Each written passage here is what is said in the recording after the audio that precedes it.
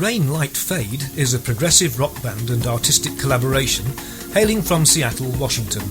They draw their influence from bands such as Alice in Chains, Depeche Mode and A Perfect Circle, among others. Their videos and live performances are renowned for their creativity, and people who have been to a Rain Light Fade show don't want to miss them the next time around. You are listening to Seclo Sounds. Email radio@seclosounds.org. Next, we talked about Mark's love for baseball and his early career. Well, I still have my love for the sport of baseball. I grew up, it was, in my family, it was God, family, country, baseball. My dad was a huge baseball fan. I was raised on baseball, and I still have this deep admirational love for the game. I could never tire of the game of baseball. So I actually found a job working for a minor league team. The structure in the U.S. for professional baseball is we have Major League Baseball, and then each team, each franchise has their own minor league system. And so the top minor league is called AAA. And I found a job with AAA baseball. Initially I was washing uniforms and jerseys, and that was actually kind of fun because I got to know a lot of professional ball players that way. But I moved into scoreboard operation because there was, less laundry. I learned how to run scoreboards professionally, and I did that in the minor leagues for 8 years. The first few years I was working at a toy store, and you don't measure toy store jobs in years, you measure them in Christmases. Right. So through the course of back when I was still in school up until I got my first job working in the corporate world, I had done 7 Christmases. So I had done my time. It's kind of funny, after I left the toy store and was working for Weyerhaeuser, I actually got called up from the minor leagues, which people know when you're in the minors and the major league team calls you up, so to speak, you get to go play in the majors. Well, the Seattle Mariners had just built a brand new stadium, and I got a phone call, hey, do you know how to run this particular type of software? And I said, oddly enough, there are probably 10 people on this planet that know how to run that software, and I'm one of them. Wow, what a great opportunity. Right, and so they called, their initial reaction was, can you come up and train our scoreboard guys? I said, absolutely. And I got up there and I started running it, and it's a very daunting type of program. It's not just knowing what's going on your computer or on the software. You have to know baseball backwards, forwards, and sideways. You have to be able to be a professional scorekeeper. And so it was a little daunting for everyone up there to learn this new software. And so the Mariners just said, you know what, why don't you just come and run the scoreboard for us? So I got the opportunity. I got the call from the Major League Club, and my dream of being in the major leagues in baseball came true. Not as a ball player, but I got there. Wow. So I remember going to my father and saying, Dad, remember I promised you I'd be a Major League Baseball player? Well, I'm a Major League scoreboard operator to my talent level. And he was incredibly proud of that. Yeah, that's pretty close. Yeah, he told everyone he knew, my son runs that big scoreboard up at Safeco Field. And I'm still doing it to this day. I don't have as much free time as I used to, but when I am not shooting a picture, and I'm in the Northwest, I'll go work a few games running the scoreboard, and it's still a lot of fun to me. Before we talk about your first move into acting, let's have another track. Okay, growing up, and still to this day, my favorite artist of all time, musician, writer, director, his name is Steve Taylor. And Steve was very big in the 80s, and today I still carry him with me. He's always on every iPad or whatever I'm listening to, he's there. I had the great fortune of getting to interview him on a radio show. And he's kind of reclusive, so it was a chance of a lifetime. And so I thought I'd throw in, since he had such a big effect on me as far as not just a musician, but as far as writing, I cannot write lyrics without thinking, how would Steve Taylor say this? He's just been a very big influence on my life, and this is my all-time favorite Steve Taylor song, and it's called Jim Morrison's Grave.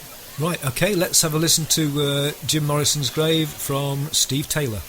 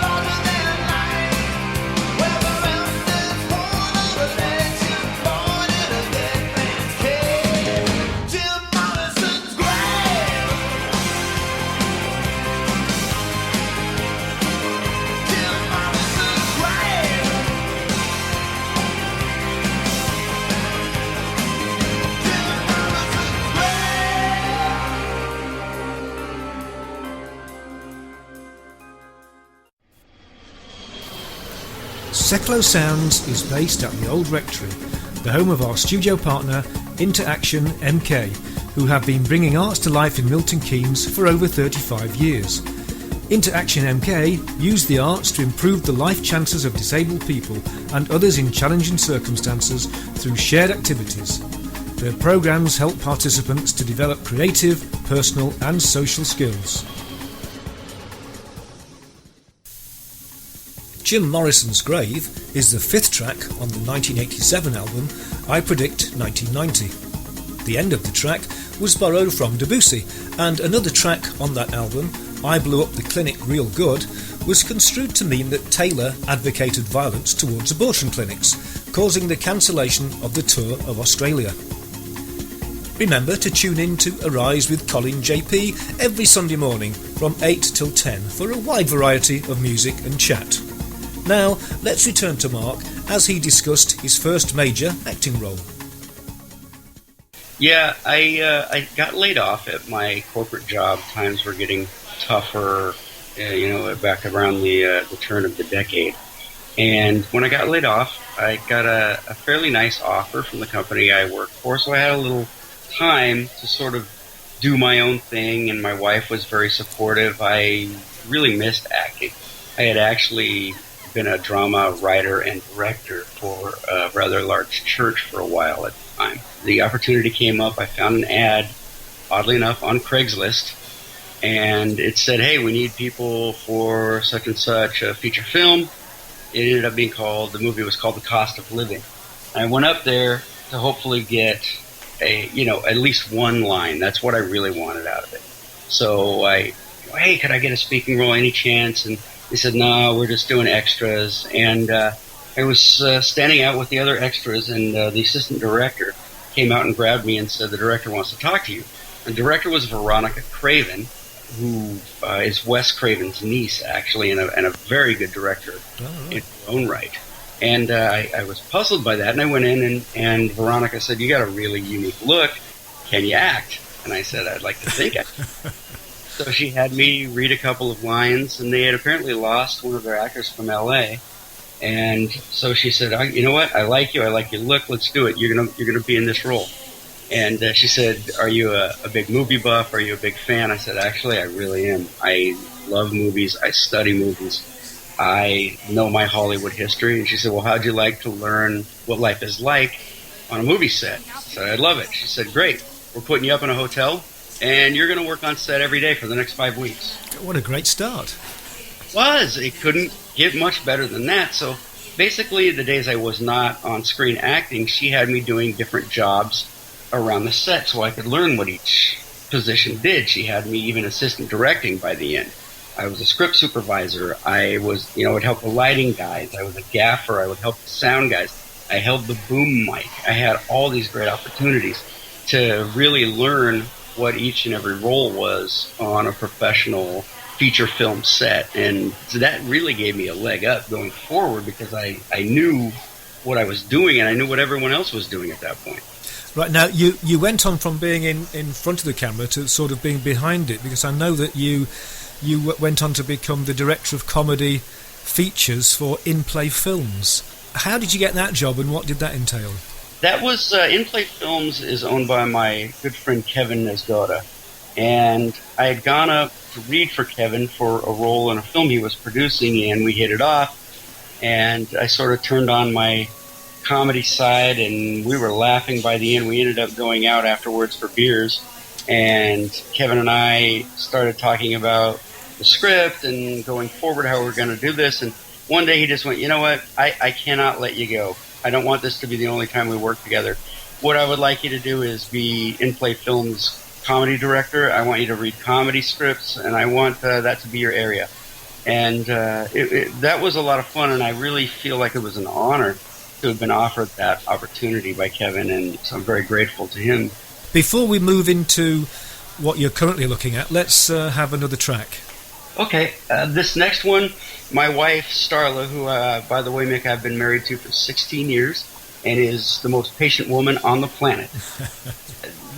She sort of called this my theme song. My dad was a big country music fan, and he loved the singer Buck Owens.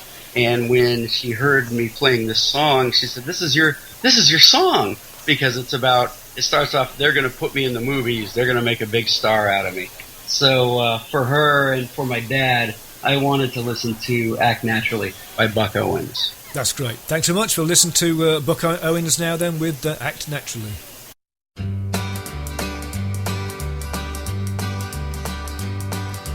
They're gonna put me in the movies. They're gonna make a big star out of me. We'll make a film about a man that's sad and lonely, and all I gotta do is act naturally. Well, I'll bet you I'm gonna be a big star. Might win an Oscar, you can't never tell. The movie's gonna make me a big star, 'cause I can play the part so well. Well, I hope you come to see me in the movie. Then I know that you will plainly see the biggest fool that's ever hit the big time, and all I gotta do is act naturally.